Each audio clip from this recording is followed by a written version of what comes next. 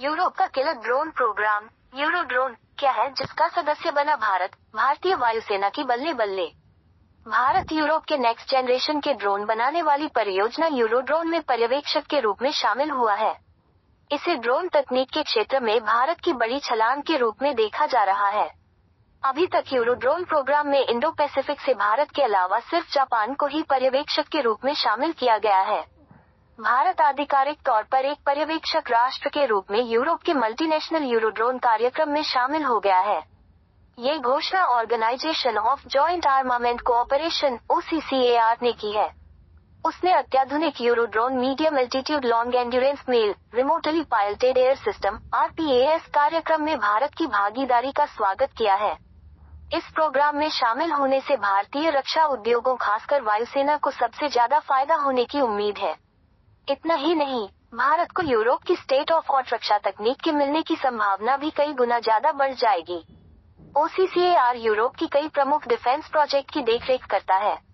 इनमें 400M Atlas lifter, Boxer armoured utility vehicle, Tiger attack helicopter और Horizon mid life upgrade MLU FREMM multi role frigate शामिल हैं। CCAR कार्यकारी प्रशासन (EA) के निदेशक जोआचिम सकर ने 21 जनवरी को बर्लिन में भारतीय दूतावास को पर्यवेक्षक राष्ट्र का स्वीकृति पत्र व्यक्तिगत रूप से सौंपा। CCAR EA निदेशक ने इस उपलब्धि पर भारत सरकार को बधाई दी और आशा व्यक्त की कि ये दीर्घकालिक, फलदायी और पारस्परिक रूप से लाभकारी सहयोग की नींव रखेगा। Please subscribe and follow. Eurodrone कार्यक्रम में भारत का शामिल होना रक्षा क्षेत्र में एक बहुत बड़ी घटना है। ऐसे में भारत अब जापान के बाद पर्यवेक्षक का दर्जा पाने वाला दूसरा एशिया प्रशांत देश बन गया है। नवंबर 2023 में जापान के पर्यवेक्षक के रूप में प्रवेश के बाद अगस्त 2024 में पर्यवेक्षक के दर्जे के लिए भारत का आवेदन प्रस्तुत किया गया था। पर्यवेक्षक बनने से भारत को यूरोड्रोन के तकनीकी डेटा तक पहुंच और विमानों के लिए ऑर्डर देने की क्षमता बढ़ जाएगी। हालांकि पर्यवेक्षक देश प्लेटफॉर्म के डिजाइन, विकास या भाग लेने वाले देशों के बीच वर्कशेयर के वितरण के बारे में निर्णय लेने की प्रक्रियाओं में शामिल नहीं होते हैं।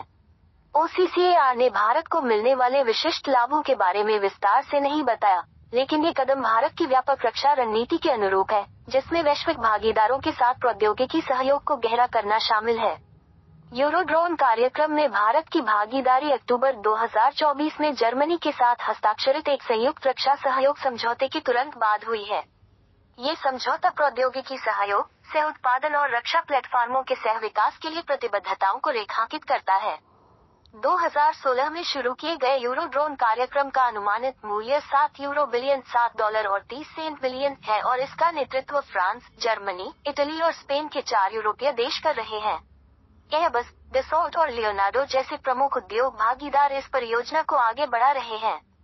इस परियोजना को अमेरिकी MQ-9B रीपर जैसी गैर यूरोपीय सिस्टम पर यूरोप की निर्भरता को कम करने के लिए तैयार किया गया है। हालांकि यूरोड्रोन कार्यक्रम में देरी और बढ़ती लागत की समस्या रही है। यूरोड्रोन प्रोग्राम से सबसे ज्यादा फायदा भारतीय वायुसेना को होने की उम्मीद है। भारतीय वायुसेना अपनी ताकत को बढ़ाने के लिए कई चुनौतियों का सामना कर रही है। इसमें इंजन की सप्लाई में आ रही देरी एक बहुत बड़ी समस्या है। भारत अभी तक खुद का जेट इंजन भी विकसित नहीं कर सका है। ऐसे में यूरोड्रोन जैसे कार्यक्रम के जरिए भारत यूरोपीय भागीदारों को साथ मिलकर विमानन क्षेत्र में लंबी छलांग लगा सकता है।